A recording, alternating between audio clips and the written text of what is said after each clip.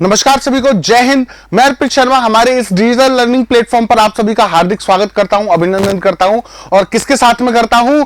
और हमारी जो करंट अफेयर्स की सीरीज है उसके साथ आप लोगों का स्वागत करता हूं। हमारे वीकली करंट अफेयर्स जो एक वीक में मेन इंपॉर्टेंट, मैं गारंटी से बोलता हूं, आप पढ़िए और पढ़ने के बाद पेपर दीजिए और फिर बताइएगा कि हमारे करंट अफेयर्स में से आप लोगों को एग्जाम में करंट अफेयर मिले या ना मिले। हमारे वीक के जो इंपॉर्टेंट करंट अफेयर्स होते हैं उनकी जो सीरीज है उसमें हम अभी आपके सामने हैं। और इस बार जो हमारे करंट अफेयर हैं वो एक वीक से थोड़ी से ज्यादा की करंट अफेयर लेकर आए हैं। हम आपके पास में 9 फरवरी तक के करंट अफेयर जो हैं वो यहां पर प्रस्तुत कर रहे हैं।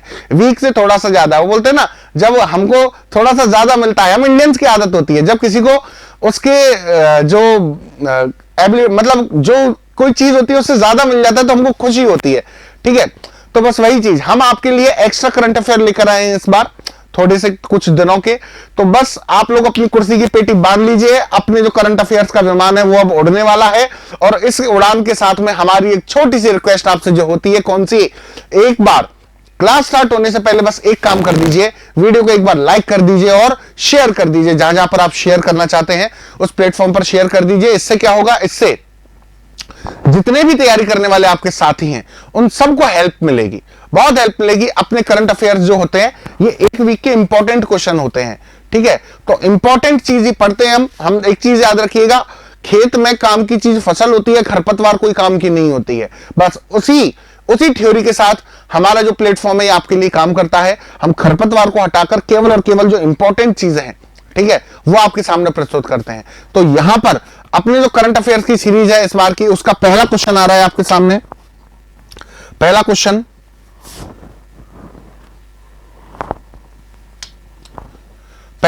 ये रहा आपके सामने। ऑस्ट्रेलियन ओपन 2023 का पुरुष वर्ग का, मेंस कैटेगरी का जो प्राइज है वो किसने जीता है?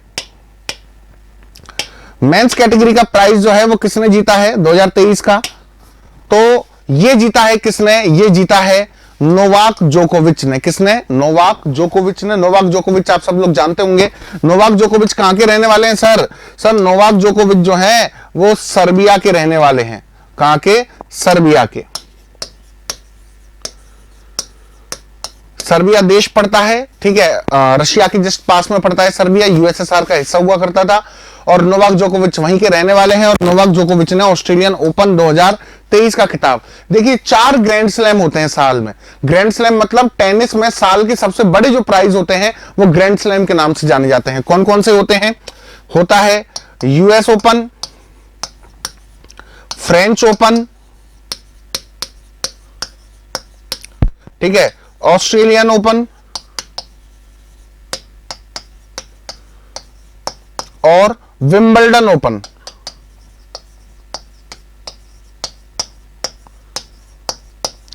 ये 4 ग्रैंड स्लैम होते हैं एक साल में। और उसमें से ऑस्ट्रेलियन ओपन जो साल का पहला ग्रैंड स्लैम है वो किसने जीता है इस बार? नोवाक जोकोविच ने जीता है। डिटेल्स जानते हैं इसकी। ये चारों ग्रैंड स्लैम के नाम आप लोग याद रखिएगा, साल में होते हैं। ये नोवाक जोकोविच की आप तस्वीर भी देख सकते हैं, नोवाक जोकोविच है।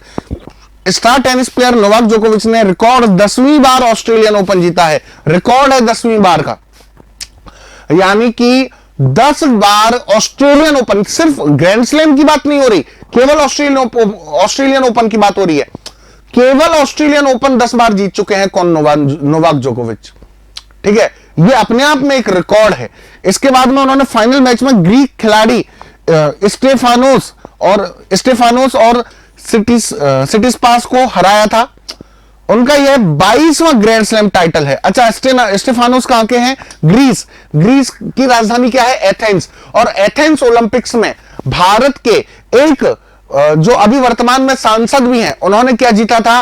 एथेंस ओलंपिक में उन्होंने इंडिविजुअल सिल्वर मेडल जीता था। इंडिविजुअल सिल्वर मेडल जीतने वाले वो भारत के पहले खिलाड़ी बने थे और अभी के टाइम पर वो सांसद भी हैं। कौन? ग्रीस की राजधानी एथेंस ओलंपिक 2004। एथेंस ओलंपिक 2004 में भारत के पूर्व मंत्री भी रह चुके हैं, खेल मंत्री राजवर्धन सिंह राठौड़ ने क्या जीता था? सिल्वर मेडल जीता था ट्रैप शूटिंग में। ट्रैक शूटिंग जो होती है उसमें जीता था उन्होंने। 22वां ग्रैंड स्लैम टाइटल था उनका ये, ठीक है, 22वीं बार जीता है उन्होंने। नोवाक जोकोविच इस जीत के साथ ही सबसे अधिक ग्रैंड स्लैम टाइटल जीतने वाले राफेल नडाल के रिकॉर्ड की बराबरी कर चुके हैं। राफेल नडाल भी टेनिस के खिलाड़ी हैं। कहां से बिलोंग करते हैं? राफेल नडाल बिलोंग करते हैं स्पेन से। और एक और बहुत चर्चित खिलाड़ी हैं, कौन? टेनिस में ही कौन? Roger Federer. Roger Federer. और ये रोजर फेडरर कहां से है? रोजर फेडरर है बेटा स्विट्जरलैंड से, ठीक है। तो ये 3 फेमस खिलाड़ी हैं। कौन कौन? नोवाक जोकोविच, राफेल नडाल, रोजर फेडरर, और एक और है वैसे एंडी मरे। मॉडर्न टाइम की बात करूं तो मैं, एंडी मरे भी एक बहुत फेमस खिलाड़ी हैं जो ब्रिटेन से बिलोंग करते हैं। और लंदन ओलंपिक 2012 में एंडी मरे ने गोल्ड मेडल भी जीता था टेनिस में। अच्छा, 2012 में किसने जीता था? 2012 में जीता था एंडी मरे ने। लेकिन बात अभी की करते हैं हम करंट की, 2020 के जो समर ओलंपिक्स हैं जो 2021 में हुए हैं। 2021 के टोक्यो ओलंपिक्स में किसने जीता था? 2021 के टोक्यो ओलंपिक्स में सर ये एक टाइटल जीता था किसने? अलेक्जेंडर ज़ुआरेव ने। किसने जीता था? अलेक्जेंडर ज़ुआरेव ने, जो कहां से बिलोंग करते हैं? अलेक्जेंडर ज़ुआरेव बिलोंग करते हैं जर्मनी से। जर्मनी से बिलोंग करते हैं अलेक्जेंडर ज़ुआरेव। उन्होंने जीता था 2021 के समर टोक्यो ओलंपिक्स 2021 का गोल्ड मेडल टेनिस में, ठीक है। और अब तक उन्होंने कितनी बार, देखिए अगर मैं बात करूं किसकी बात करूं मैं, नोवाक जोकोविच की, तो 22 ग्रैंड स्लैम जीतने की इन्होंने रिकॉर्ड की बराबरी की है, तोड़ा नहीं है, बराबरी की है। किसके? राफेल नडाल के। क्वेश्चन ऐसे भी पूछा जा सकता है कि हाल ही में किस खिलाड़ी ने रिकॉर्ड बराबरी की है ग्रैंड स्लैम जीतने की, ठीक है। तो रिकॉर्ड तोड़ा नहीं है, रिकॉर्ड की बराबरी की है। किसके रिकॉर्ड की बराबरी की है? राफेल नडाल के रिकॉर्ड की बराबरी की है टेनिस में, जो ग्रैंड स्लैम होते हैं उनको जीतने के मामले में। तो अब तक 7 बार विंबलडन ओपन, 3 बार यूएस ओपन और 2 बार फ्रेंच ओपन जीत चुके हैं, ठीक है। 10 बार ऑस्ट्रेलियन ओपन, 10 और 7 17, 17 और 3 20, 20 और 2 22। चारों ग्रैंड स्लैम एक ना एक बार तो कम से कम इन्होंने जीता ही है, ठीक है। जिसमें सबसे कम फ्रेंच है, हालांकि केवल 2 बार जीता है। क्यों होता है भैया फ्रेंच ओपन इन्होंने सबसे कम क्यों जीता है? इसका भी रीजन बताते हैं आपको। फ्रेंच ओपन जो होता है, देखिए ये अलग अलग सरफेस पर होते हैं ये ओपन। ऑस्ट्रेलियन ओपन हो गया और दूसरा हो गया यूएस ओपन। ये दोनों होते हैं सिंथेटिक कोर्ट पर, ठीक है। आर्टिफिशियली उस कोर्ट को बनाया जाता है, सिंथेटिक कोर्ट होता है वो पूरा का पूरा। तो उसके तो मास्टर हैं, ठीक है। लेकिन विंबलडन ओपन और फ्रेंच ओपन ये 2 अलग होते हैं। विंबलडन ओपन जो होता है वो होता है ग्रीन ग्रास पे, हरी घास पर होता है विंबलडन ओपन। और जो फ्रेंच ओपन होता है किस पर? मिट्टी पर, ठीक है। लाल रंग की मिट्टी होती है, लाल रंग की मिट्टी की टेनिस कोर्ट बनाई जाती है, उस पर होता है। और राफेल नडाल जो है ना, राफेल नडाल को क्ले किंग भी कहा जाता है। क्या कहते हैं राफेल नडाल को?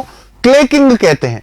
क्ले किंग का मतलब, क्ले का मतलब होता है मिट्टी, मिट्टी का किंग। यानी कि फ्रेंच ओपन सबसे ज्यादा बार किसने जीता है? फ्रेंच ओपन सबसे ज्यादा बार जीता है राफेल नडाल ने, ठीक है।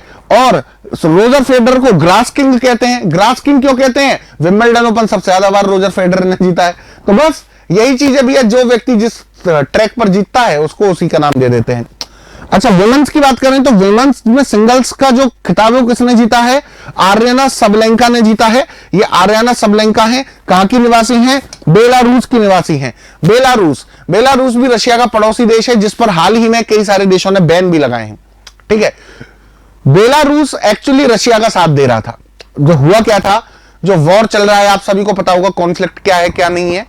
यूक्रेन और रशिया के बीच में जो कॉन्फ्लिक्ट चल रहा है, उस यूक्रेन और रशिया के बीच में जो कॉन्फ्लिक्ट चल रहा है उसमें बेलारूस साथ दे रहा था किसका? रशिया का। तो पूरे वर्ल्ड ने क्या किया भैया, पूरे वर्ल्ड के कई सारे देशों ने, ठीक है, वो देश जो यूक्रेन के समर्थक हैं उन्होंने रूस पर तो बैन लगाया ही लगाया, रूस के साथ साथ उन्होंने बेलारूस पर भी बैन लगा दिया। क्यों? क्योंकि बेलारूस साथ दे रहा था रशिया का। और ये खिलाड़ी कहां से हैं? बेलारूस से हैं। इवन 2022 के समर ओलंपिक्स हैं, 2021 के जो मतलब जो ओलंपिक कमेटी है ना, वर्ल्ड ओलंपिक कमेटी ने रशिया और बेलारूस दोनों की ओलंपिक ऑर्गेनाइजेशंस को क्या कर दिया है? सस्पेंड भी कर दिया है, ठीक है। रूस के साथ साथ बेलारूस भी पेला गया फालतू में। चलिए इसके बाद में नेक्स्ट इसके बाद है राष्ट्रपति भवन स्थित मुगल गार्डन का नाम बदलकर क्या रखा गया है। तो देखिए राष्ट्रपति भवन में एक गार्डन स्थित है, बहुत फेमस, जो बहुत चर्चित भी है, ठीक है, जहां पर राष्ट्रपति अपने यहां पर जो आगंतुक होते हैं उनसे बैठकर वहां पर बात करते हैं। उस गार्डन का जो नाम था, उस गार्डन का नाम अब तक मुगल गार्डन था, और उस मुगल गार्डन को बदलकर अब क्या किया गया है, उसका नाम, अब उसका नाम अमृत उद्यान किया गया है। अमृत उद्यान के नाम से बदला गया है। अब जानते हैं इसकी डिटेल्स के बारे में। तो देखिए ये आप देख सकते हैं, ये राष्ट्रपति भवन है। राष्ट्रपति भवन से जब इस तरफ चलते हैं तो ये आपको सर्कुलर फॉर्म में जो दिख रहा है यही मुगल गार्डन है, और इस मुगल गार्डन का नाम बदलकर अमृत उद्यान कर दिया गया है, और इसका नाम बदलने की परंपरा वर्षों से चली आ रही है। 2 सितंबर 2022 में केंद्र सरकार ने राजपथ, मुगल गार्डन का नाम बहुत टाइम बदला भी गया, लेकिन ये मुगल गार्डन के नाम से ही ज्यादा चर्चित रहा, ठीक है। राजपथ जो है उसका भी नाम बदलकर क्या कर दिया गया था, राजपथ का भी नाम बदलकर पिछले साल कर्तव्य पथ कर दिया गया था। अच्छा, मुगल गार्डन का इतिहास क्या है? तो देखिए मुगल गार्डन का इतिहास यह है कि ये जो दिल्ली है, जो हम देखते हैं इस वाली को, जो लोकसभा हो गई, राज्यसभा हो गई, राष्ट्रपति भवन हो गया, और ये सारे जो भी ऑफिसर्स हो गए बड़े बड़े, जो इंडिया गेट हो गया, ये सारी की सारी चीजें ये स्थित है लुटियंस दिल्ली बोलते हैं इस एरिया को। क्या कहा जाता है? लुटियंस दिल्ली, लुटियंस दिल्ली बोलते हैं इसको। क्यों क्यों कहा जाता है इसका नाम? इसका नाम इसलिए कहा जाता है क्योंकि एक पर्सन थे एडविन लुटियंस। एडविन लुटियंस ने एक्चुअली इन सारी चीजों को डिजाइन किया था। He was a famous architect from Britain.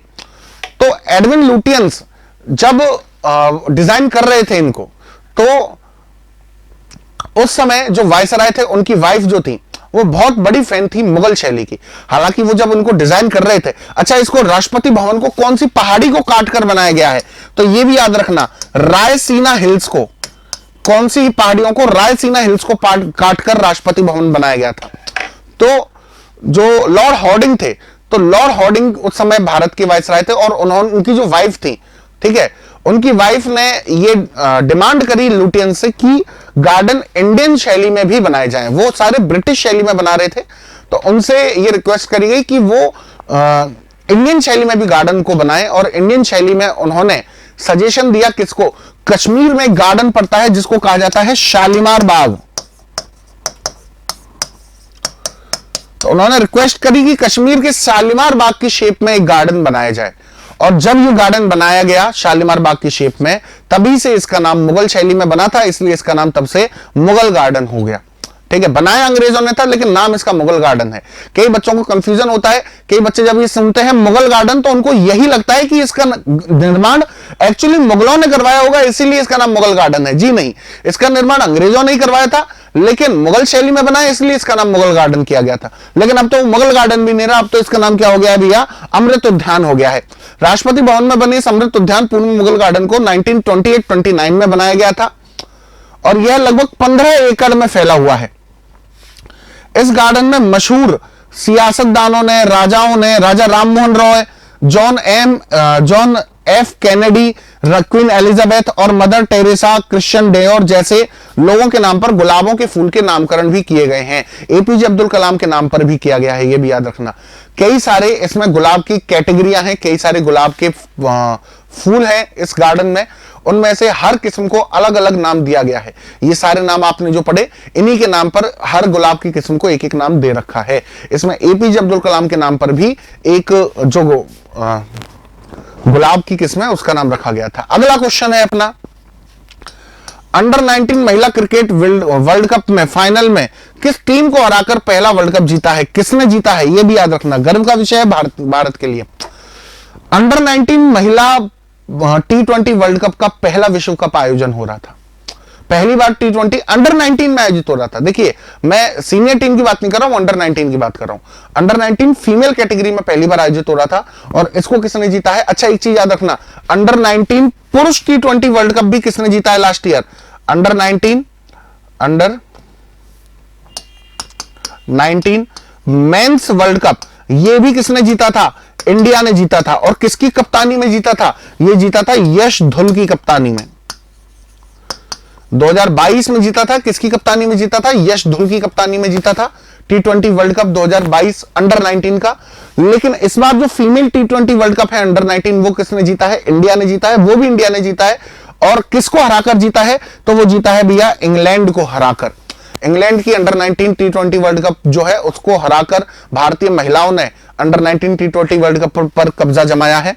अब जानते हैं इस क्वेश्चन की डिटेल्स के बारे में। तो देखिए, अंडर 19 महिला टी20 वर्ल्ड कप इतिहास रचते हुए भारत ने पहली बार जीत लिया है। भारतीय महिला टीम फाइनल मैच में इंग्लैंड को 7 विकेट से हराकर वर्ल्ड चैंपियन बनी थी। 7 विकेट से वर्ल्ड कप का जो फाइनल मैच था वो हराया था इंडिया ने। भारतीय टीम का नेतृत्व शेफाली वर्मा कर रही थी। कप्तान का भी नाम याद रखिएगा, शेफाली वर्मा। शेफाली वर्मा भारत की सीनियर टीम में भी खेलती हैं, ये भी याद रखना, सीनियर टीम में भी खेलती हैं। और अंडर 19, उनकी एज अभी 19 ईयर से कम है, तो उनको अंडर 19 टीम का भी कप्तान बना दिया गया था। ठीक है, तो शेफाली वर्मा बहुत मतलब Indian cricket team, women's cricket team का बहुत अहम हिस्सा है। जैसे मतलब क्रिकेट में जो आप, हाँ, विराट कोहली से तो कंपेयर नहीं कर सकते, पर ताबड़तोड़ बैटिंग जैसे वीरेंद्र सहवाग थे ना, वैसी ताबड़तोड़ बैटिंग के लिए जानी जाती है शेफाली वर्मा।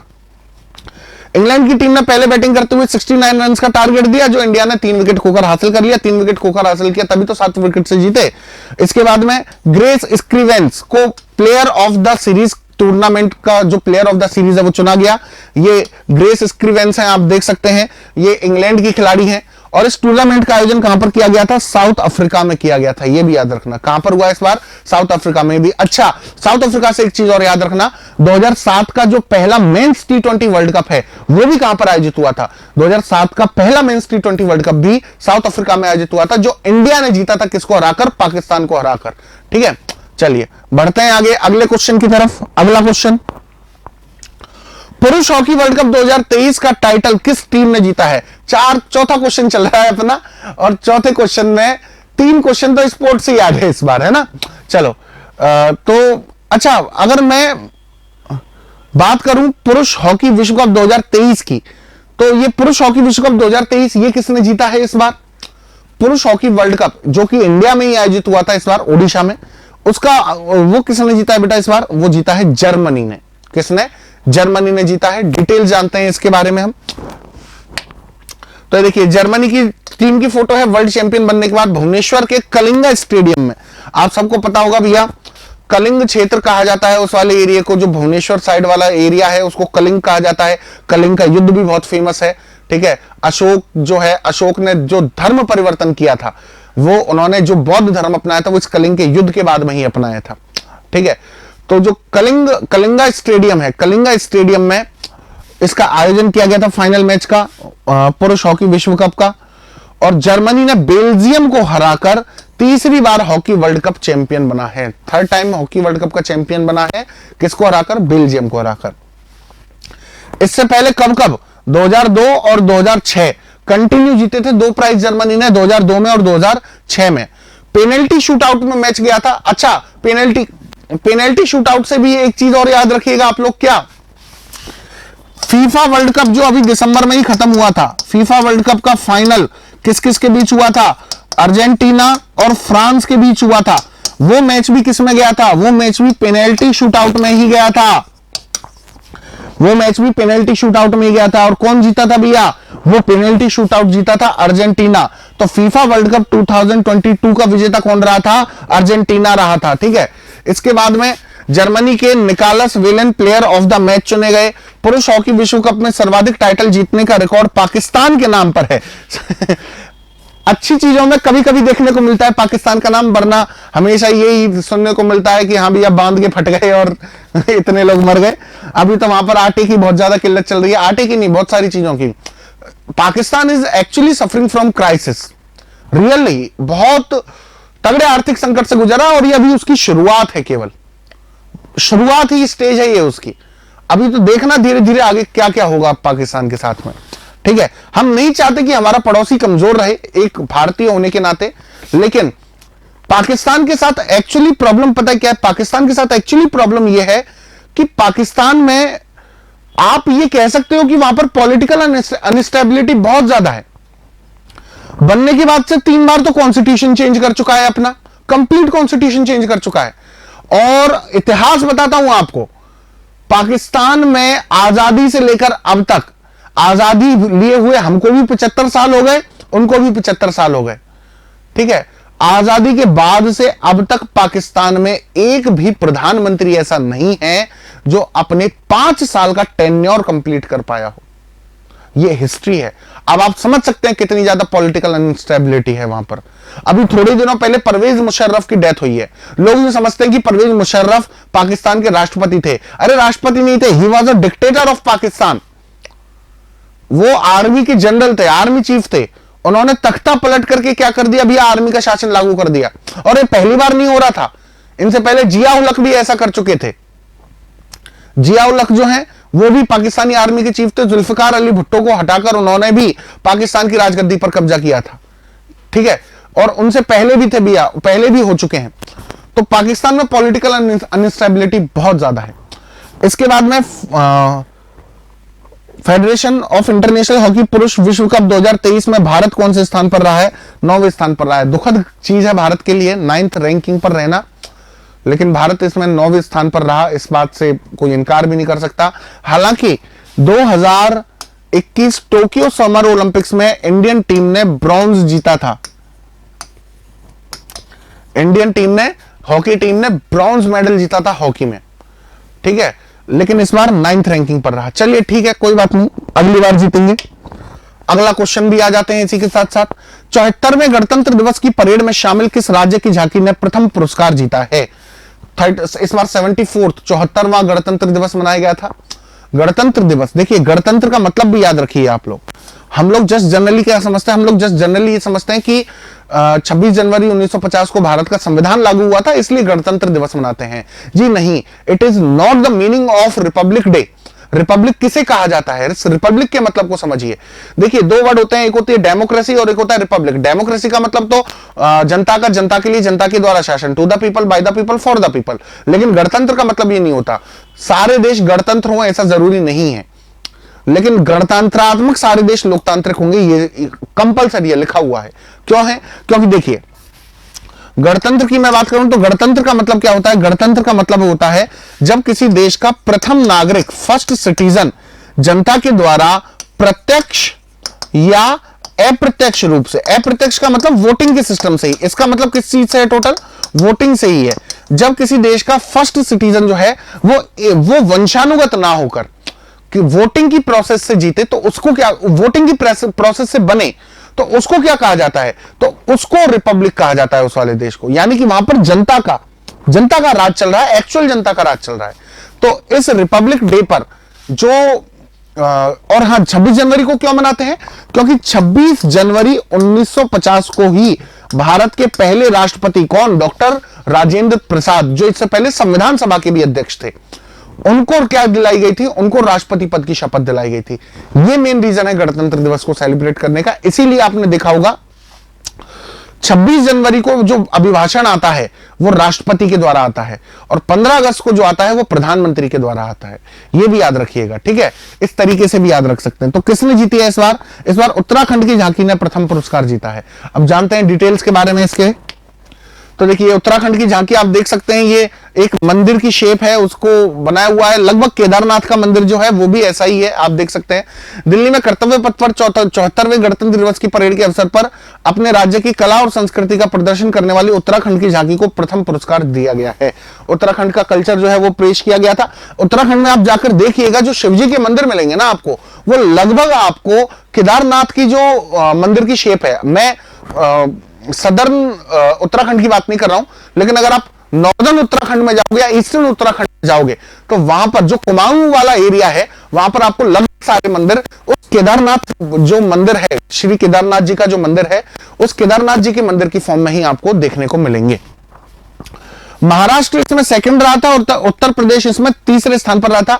अच्छा, ये पिछले 3 सालों में ऐसा दूसरी बार था कि उत्तर प्रदेश की जो झांकी है वो किस पर बेस्ड थी? उत्तर प्रदेश की जो झांकी है वो अयोध्या पर बेस्ड थी। इस बार अयोध्या में जो दीपोत्सव मनाया जाता है हर साल, उसको पेश किया गया था उत्तर प्रदेश की झांकी के रूप में।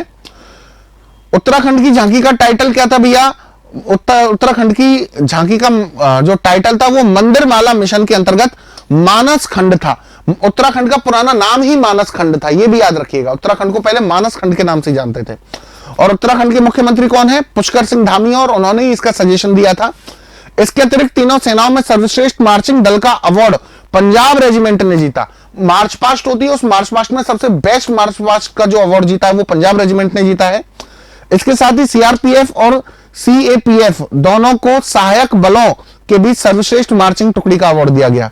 सीआरपीएफ और सीएपीएफ ये दोनों जो हम कहते हैं जिसको पैरामिलिट्री फोर्सेस, ये पैरामिलिट्री फोर्सेस में सर्वश्रेष्ठ झांकी रही थी इनकी। अच्छा, उत्तराखंड से एक चीज और याद रखना, उत्तराखंड में हाल ही में टिहरी गढ़वाल में, मैंने बताया था आपको, टिहरी गढ़वाल में किसकी स्थापना की गई है?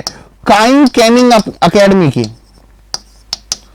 काइंग कैनिंग अकेडमी की स्थापना की गई है। यह भी मैंने आपको बताया था, याद रखना ये वाली चीज। चलिए बढ़ते हैं आगे।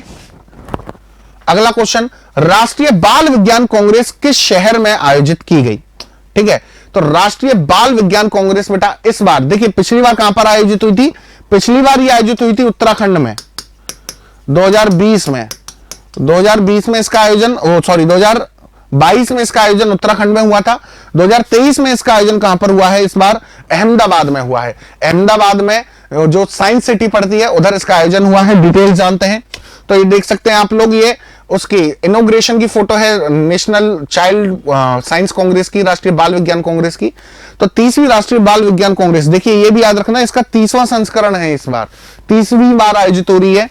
साइंस सिटी में शुरू की गई। शिक्षा मंत्री कुबेर डिंडोर की वर्चुअल उपस्थिति। देखिए गुजरात के शिक्षा मंत्री हैं, भारत के नहीं। भारत के तो कौन है? भारत के धर्मेंद्र प्रधान है। गुजरात के शिक्षा मंत्री कुबेर डिंडोर की वर्चुअल उपस्थिति में गुजरात विज्ञान एवं प्रौद्योगिकी विभाग के सचिव विजय नाहुरा ने इस कांग्रेस की शुरुआत की। 5 दिवसीय कांग्रेस की मेजबानी Gujarat council of science and technology, Gujarat council of science city और SAL एजुकेशन के द्वारा की गई है और यह 31 जनवरी 2023 को समाप्त हुई। ठीक है, 31 जनवरी 2023 को यह समाप्त हो गई है और इसकी इस बार मेजबानी इन तीनों ग्रुप्स ने मिलकर करी है। भारत OS ऑपरेटिंग सिस्टम में 100 करोड़ स्मार्टफोन उपयोगकर्ताओं को लाभ पहुंचाया गया, यानी कि इसमें भारत OS जो सिस्टम है उसके भी उपभोक्ताओं को इसमें लाभ पहुंचाने की बात की गई है। चलिए अगला क्वेश्चन, भारत OS मैंने आपको बताया था पिछली क्लास में ही, इंडिया के द्वारा डेवलप्ड क्या है? पहला ऑपरेटिंग सिस्टम है, मोबाइल ऑपरेटिंग सिस्टम। बजट 2023 में भारतीय रेलवे के लिए कितने लाख करोड़ रुपए की पूंजी परिव्यय आवंटित की गई है? तो देखिए बजट 2023 में इंडियन रेलवे के लिए जो राशि आवंटित की गई है वो चलिए ये आपके लिए एक सरप्राइज रखते हैं, क्योंकि इसमें मैं आपको डिटेल्स बाद में समझाऊंगा अभी इसकी। ठीक है, तो अभी हम इसकी सीधे डिटेल्स पर चलते हैं एक बार। क्यों? क्योंकि इंडिया का जो बजट है ना वो भी अभी पेश किया गया है। इंडिया का जो बजट है वो भी अभी पेश किया गया, तो उस पूरे बजट की सारी डिटेल क्लास हम एक बनाएंगे। लेकिन क्या क्या रहा मेन चीजें इंडिया के इकोनॉमिक सर्वे में वो भी बात करते हैं अभी अपन। तो देखिए चलिए अपन डायरेक्टली ही बात कर लेते हैं। 2,40,000 करोड़ का बजट था इंडिया का, लेकिन अगर मैं इसमें बात करूं तो देखिए इंडिया का जो बजट था इस बार जो डिसाइड किया गया था इंडिया का, आप ये देख सकते हैं, ये वित्त मंत्री निर्मला सीतारमण है, इनके हाथ में ये बजट का बैग है। अच्छा, पहले इसको बजट कहा जाता था, लेकिन पिछले 2 सालों से इंडियन जो गवर्नमेंट है वो इसको क्या बोल रही है? इंडियन गवर्नमेंट इसको बही खाते के नाम से बुला रही है। पिछली बार इंडिया का जो बजट डिसाइड किया गया था वो लगभग 27 लाख करोड़ रुपए का था, पूरा ओवरऑल बजट कितना था? 27 लाख करोड़ रुपए का। लेकिन गवर्नमेंट एक्सपेंडिचर जो हुआ वो लगभग 45 लाख करोड़ रुपए का हुआ। तो गवर्नमेंट को लगभग पिछले फाइनेंशियल ईयर में 23 लाख करोड़ रुपए का फिस्कल डेफिसिट हुआ है, राजकोषीय घाटा हुआ है गवर्नमेंट को। कितना? लगभग 23 लाख करोड़ रुपए का। तो इस बार जो बजट की अमाउंट है वो भी लगभग 40 करोड़ रुपए के बराबर की रखी गई है गवर्नमेंट के द्वारा। लगभग 40 लाख करोड़ रुपए का इंडिया का जो बजट है वो डिसाइड किया गया है इस बार। ठीक है, तो अब तक सबसे ज्यादा बजट 2013-14 में किए गए परिव्यय के लगभग 9 गुना है, यानी कि 2013-14 में सबसे ज्यादा रेलवे को बजट दिया गया था, उससे भी 9 गुना ज्यादा जो बजट है वो इस बार दिया गया है रेलवे को, रेलवे डेवलपमेंट के लिए 2,40,000 करोड़ रुपए दिए गए हैं। नरेंद्र मोदी 2.0 सरकार का आखिरी पूर्ण बजट है, ये भी याद रखना, ये नरेंद्र मोदी गवर्नमेंट 2023 का जो बजट है वो लास्ट कंप्लीट बजट है। इसके बाद जो नेक्स्ट ईयर बजट पेश होगा ना, उस बजट को देखिए, चुनावी वर्ष में जो बजट पेश किया जाता है उसको अंतरिम बजट कहा जाता है, इंटर्म बजट। यानी कि गवर्नमेंट जो है वो अभी इंटर्म चल रही है, वो हो सकता है चेंज भी हो जाए, इसलिए कहा जा रहा है कि ये आखिरी बजट है, अगली साल जो बजट पेश होगा वो अंतरिम बजट माना जाएगा गवर्नमेंट का। ठीक है, वर्ष 2023-24 की बजट की घोषणा के माध्यम से मध्यम वर्ग के एक बड़े वर्ग को लाभ होने की संभावना है, जैसे कि रेलवे द्वारा टिकट यात्री या माल भाड़े में वृद्धि की संभावना नहीं है। यानी कि इस बार मिडिल क्लास जो है उसको ध्यान में रखकर बजट बनाया गया था, लेकिन हालांकि इसमें बहुत कम चीजें हैं, मैं यूं नहीं कहूंगा पूर्ण रूप से राहत देने वाला बजट है, लेकिन हाँ कुछ चीजें ऐसी हैं इसमें जो मिडिल क्लास जो लोग हैं उनको जरूर दी गई हैं। ऐसा बहुत कम देखने को मिलता है कि मिडिल क्लास का ध्यान रखा जाता है, नहीं तो ज्यादातर इंडस्ट्रियलिस्ट का या बिल्कुल जो बीपीएल है उनका ज्यादा ध्यान रखा जाता है। मिडिल क्लास भी इस देश का हिस्सा है भाई, उन्होंने क्या बिगाड़ दिया, उनका भी तो ध्यान रखो। चलिए बढ़ते हैं अगले क्वेश्चन की तरफ। अगला क्वेश्चन तो देखिए, हाल ही में ब्रिटेन में India UK achievers owners association द्वारा लाइफ टाइम अचीवमेंट अवार्ड से किसे सम्मानित किया गया है? इंडिया यूके अचीवर्स जो एसोसिएशन है उसने इस बार लाइफ टाइम अचीवमेंट अवार्ड से सम्मानित किया है भारत के एक पूर्व प्रधानमंत्री, स्टेट्समैन, जेंटलमैन मैं कह सकता हूं इंडियन पॉलिटिक्स में, और इंडिया के one of the best prime minister in finance के मामले में उनसे बड़ा प्राइम मिनिस्टर कोई नहीं था भारत का। फाइनेंस मिनिस्टर के रूप में भी बेहतरीन कार्यकाल निभाया उन्होंने, और जब भारत के प्रधानमंत्री थे तब भी उनके कार्यकाल में भारत ने फाइनेंस के मामले में बहुत अच्छी ग्रोथ करी। नाम आप समझ चुके होंगे, कौन भैया? नाम इतने में तो भैया कोई अनपढ़ आदमी भी बता देगा, कौन? डॉक्टर मनमोहन सिंह। डॉक्टर मनमोहन सिंह को दिया गया है, जानते होंगे भैया आप। मनमोहन सिंह दिखाने की जरूरत तो है नहीं फोटो पर, फिर भी देख लीजिए भैया आप, ये सरदार मनमोहन सिंह जी हैं। पूर्व पीएम डॉक्टर मनमोहन सिंह को उनके आर्थिक और राजनयिक योगदान के लिए इंडिया यूके अचीवर्स ऑनर्स द्वारा लाइफ टाइम अचीवमेंट अवार्ड से सम्मानित किया गया है। डॉक्टर सिंह को यह अवार्ड भारतीय छात्र और पूर्व छात्र संघ NISU यूके के द्वारा दिल्ली में सौंपा जाएगा। ठीक है, ब्रिटेन में जो इंडियन स्टूडेंट्स की जो यूनियन है उसको किसके नाम से जाना जाता है? राष्ट्रीय भारतीय छात्र और पूर्व छात्र संघ। ठीक है, ये एक स्टूडेंट्स ऑर्गेनाइजेशन है जो इंडियन स्टूडेंट्स के लिए वर्क करती है। कहां पर? ब्रिटेन में, लंदन में वर्क करती है। और आपको पता होगा डॉक्टर मनमोहन सिंह जो हैं वो लंदन स्कूल ऑफ इकोनॉमिक्स से पोस्ट ग्रेजुएट होने के साथ साथ PhD भी हैं। तो मनमोहन सिंह भी इस ग्रुप का हिस्सा रहे थे पूर्व में।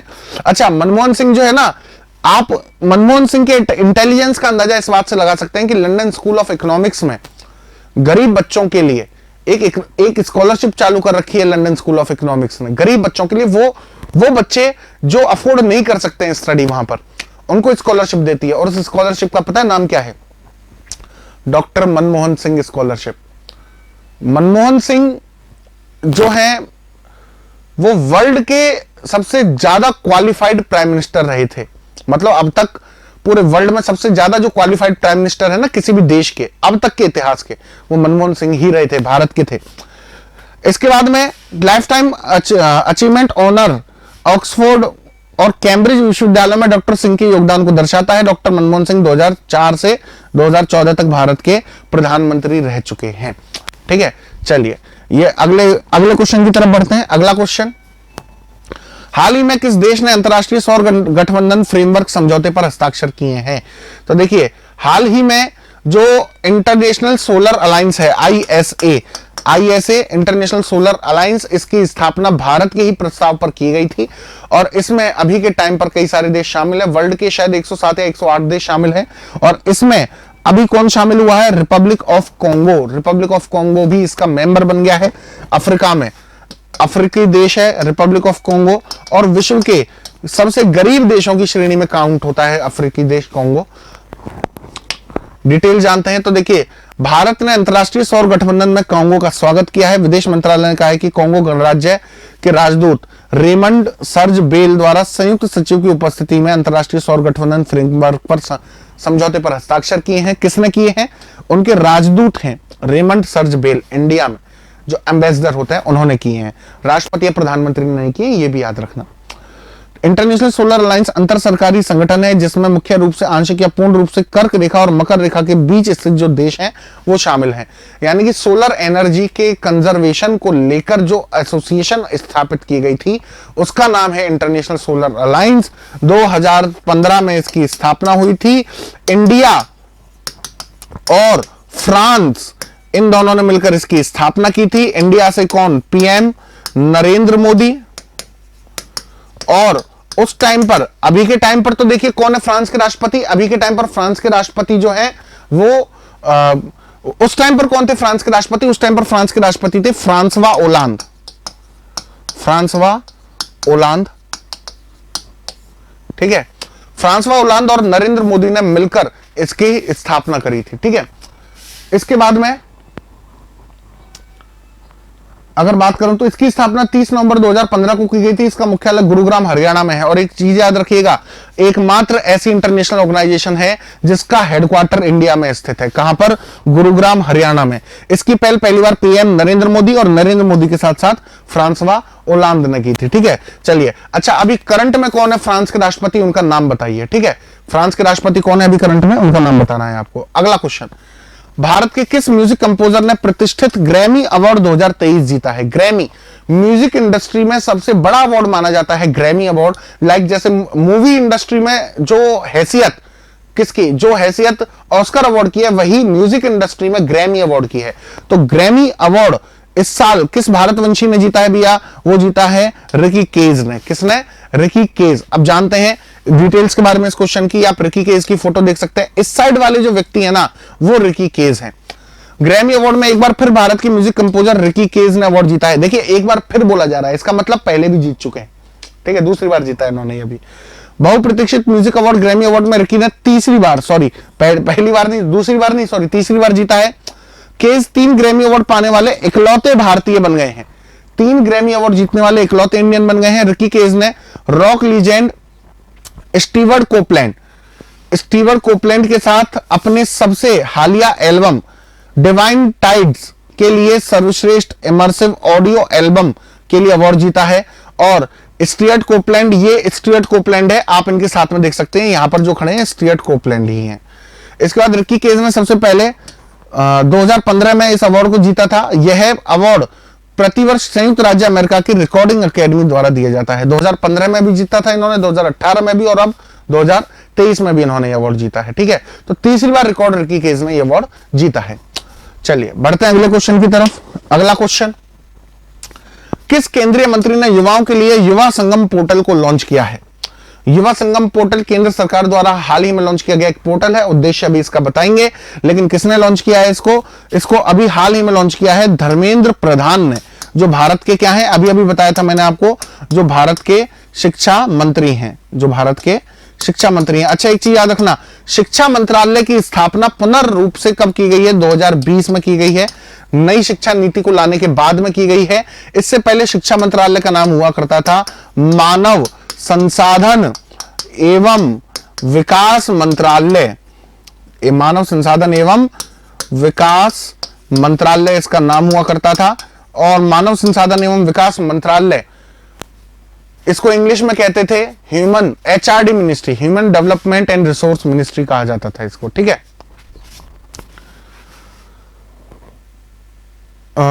चलिए डिटेल्स जानते हैं इस क्वेश्चन की। तो देखिए, ये धर्मेंद्र प्रधान साहब की फोटो है, आप देख सकते हैं। केंद्रीय शिक्षा और कौशल विकास और उद्यमिता मंत्री धर्मेंद्र प्रधान ने सोमवार को युवा संगम पोर्टल का लॉन्च किया था, ठीक है। सोमवार का मतलब लास्ट सोमवार की बात हो रही है बेटा, लास्ट सोमवार। जो लास्ट सोमवार कब था भैया? अपना 6 तारीख को था।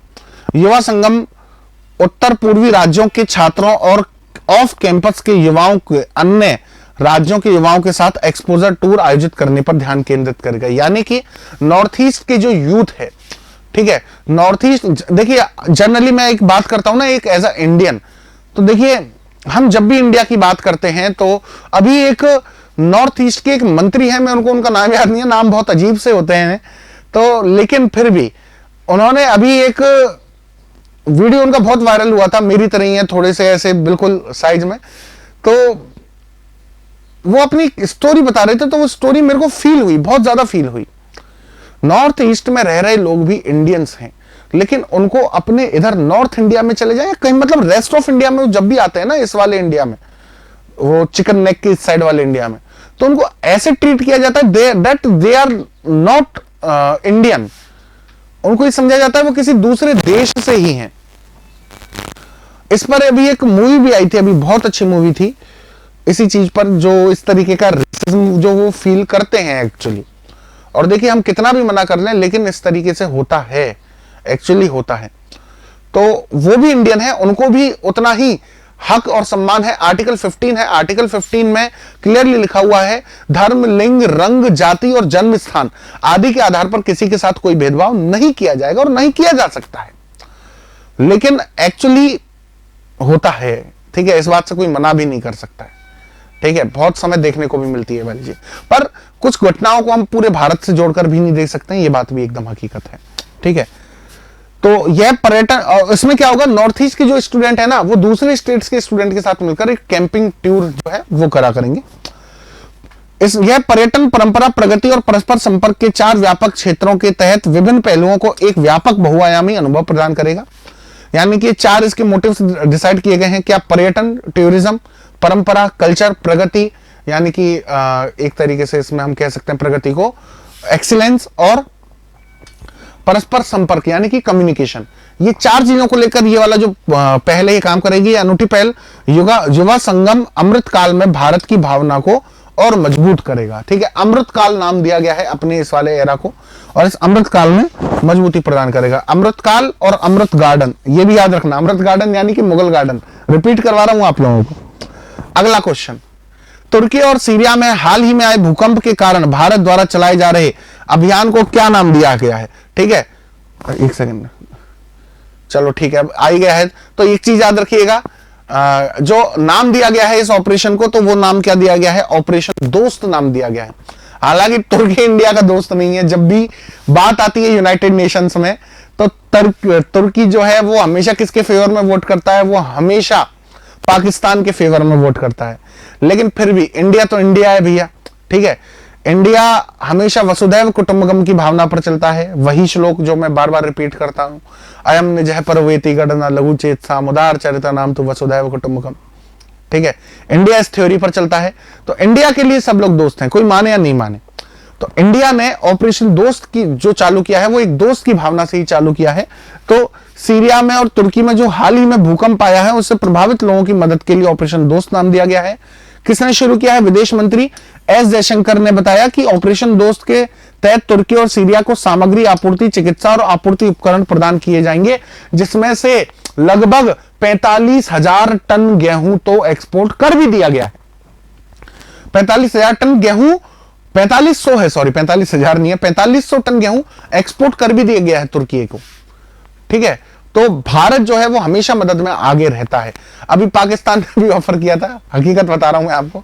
पाकिस्तान के जो प्रधानमंत्री हैं शहबाज शरीफ, उन्होंने ट्वीट किया था कि पाकिस्तान जो है वो भी तुर्की की मदद करेगा। और पाकिस्तान जो प्रधानमंत्री हैं शहबाज शरीफ और विदेश मंत्री बिलावल भुट्टो, ये दोनों तुर्की जाएंगे। तुर्की ने मना कर दिया। उन्होंने कहा कि तुम पहले खुद के तो हालात संभाल लो, तुम्हारी खुद की आवाम रो रही है और तुम दूसरों को मदद बांटते फिर रहे हो, हैं जेब में कुछ है नहीं और अपनी जेब से खैरात और बांटते डोल रहे हो। इस अभियान के तहत तुर्की और सीरिया में खोज और बचाव दल और फील्ड हॉस्पिटल की भी व्यवस्था की गई है। उस फील्ड हॉस्पिटल में इंडिया के भी डॉक्टर्स नियुक्त किए जाएंगे। और इंडिया ने एनडीआरएफ की भी टीम भेजी है। एनडीआरएफ, एनडीआरएफ क्या होता है भैया, एनडीआरएफ भारत की वो फोर्सेस है जो डिजास्टर के समय पर रिलीफ प्रदान करती है। नेशनल डिजास्टर रिलीफ फोर्स इसका नाम ही है, नेशनल डिजास्टर रिलीफ फोर्स। जब कोई डिजास्टर होता है, नेचुरल डिजास्टर, ठीक है, तो उस समय पर एनडीआरएफ की जो टीम होती है वो काम करती है। वहां पर भूकंप आया, भूकंप के मलबे के नीचे बहुत सारे लोग दबे हैं, तो उन लोगों को निकालने का काम, उनको राहत वगैरह पहुंचाने का काम एनडीआरएफ वहां पर कर रही है। सैल्यूट है एनडीआरएफ को, हमारी टीम, हमारी और हमारी पूरी टीम की तरफ से। हाल ही में 6 टन से अधिक राहत आपातकालीन सामग्री भारत क्या है भैया, सीरिया के दशमें हवाई अड्डे पर पहुंचा चुका है, ठीक है। दशमें हवाई अड्डा सीरिया में पड़ता है, वहां पर पहुंचा चुका है। अगला क्वेश्चन, इंटरनेशनल टेस्ट क्रिकेट में इतिहास के में 2 देशों के लिए शतक जड़ने वाले दूसरे क्रिकेटर कौन बने हैं? 2 देशों के लिए खेले हैं। हाल ही में इन्होंने दूसरे देश के लिए भी टेस्ट में सेंचुरी बनाई है, ठीक ठीक है, तो इतिहास के दूसरे क्रिकेटर हैं एकमात्र ऐसे। तो कौन बने हैं भैया? वो बने हैं हाल ही में गैरी बैलेंस। गैरी बैलेंस आप लोगों ने हो सकता है नाम भी सुना हो नाम, क्योंकि 2017 की इंडिया और इंग्लैंड की टेस्ट सीरीज में ये इंग्लैंड टीम के मेंबर थे, लेकिन अब इंग्लैंड टीम के मेंबर नहीं है। डिटेल जानते हैं। ये गैरी बैलेंस की आप फोटो भी देख सकते हैं। अब किसके लिए खेलते हैं? जिम्बाब्वे के लिए खेलते हैं यार, मतलब इंग्लैंड छोड़कर जिम्बाब्वे के लिए खेल रहे हैं। चलो ठीक है, हर किसी की अपनी चॉइस है। गैरी बैलेंस 2 देशों के लिए टेस्ट क्रिकेट में शतक जड़ने वाले दूसरे बल्लेबाज बन गए हैं। उन्होंने वेस्टइंडीज के खिलाफ पहले टेस्ट में शतक जड़ते ही यह उपलब्धि हासिल की। इससे पहले उन्होंने इंग्लैंड के लिए 4 टेस्ट शतक लगाए थे। इंग्लैंड के लिए 4 टेस्ट शतक लगा चुके थे। जिम्बाब्वे के लिए आए, जिम्बाब्वे के लिए खेले और पहले टेस्ट में सेंचुरी लगा दी। इनसे पहले केल्पस वेल्स पहले क्रिकेटर थे जिन्होंने 2 देश, कौन कौन से देशों के लिए खेले थे? ऑस्ट्रेलिया और साउथ अफ्रीका दोनों के लिए वो टेस्ट में क्या लगा चुके थे? सेंचुरी लगा चुके थे। गैरी बैलेंस का जन्म हरारे जिम्बाब्वे में हुआ था और आखिरी बार उन्होंने इंग्लैंड के लिए 2017 में टेस्ट मैच खेला था। 2017 में खेला था। 2017 के बाद से इंग्लैंड के लिए नहीं खेले। हाल ही में उनका सिलेक्शन हुआ था जिम्बाब्वे की क्रिकेट टीम के लिए। पहला ही टेस्ट मैच खेल रहे थे और पहली टेस्ट मैच में सेंचुरी बना दी। रिकॉर्ड दूसरे व्यक्ति बन गए टेस्ट मैच में 2 देशों के लिए सेंचुरी लगाने वाले। इससे पहले केल्पस वेसल्स ने सेंचुरी लगा रखी थी। अपने इस वीक की करंट अफेयर की सीरीज में हाल फिलहाल बस इतने ही क्वेश्चन थे आपके, जो पिछले वीक के इंपॉर्टेंट बनते हैं, आपके एग्जाम में पूछे जाने लायक बनते हैं। आप में से कोई भी शायद ये नहीं कह सकता इनमें से एक भी ऐसा क्वेश्चन नहीं बताया सर आपने जो पूछा नहीं जा सके। सारे क्वेश्चन वो हैं जो पूछे जाने लायक हैं। हम अपना कर्म कर रहे हैं, आप अपना कर्म कीजिए। हम आप लोगों के लिए पूरी मेहनत कर रहे हैं। बस आप लोगों से एक छोटी सी उम्मीद, जो हमारी एक गुरु दक्षिणा के रूप में मांगते हैं हम आपसे, क्या वीडियो को एक बार लाइक कर दीजिएगा और पसंद आया हो तो अपने सारे दोस्तों को शेयर जरूर कीजिएगा। ठीक है, मिलते हैं अगले वीक के करंट अफेयर्स के साथ आप लोगों से दोबारा। तब तक के लिए सभी को नमस्ते और जय हिंद।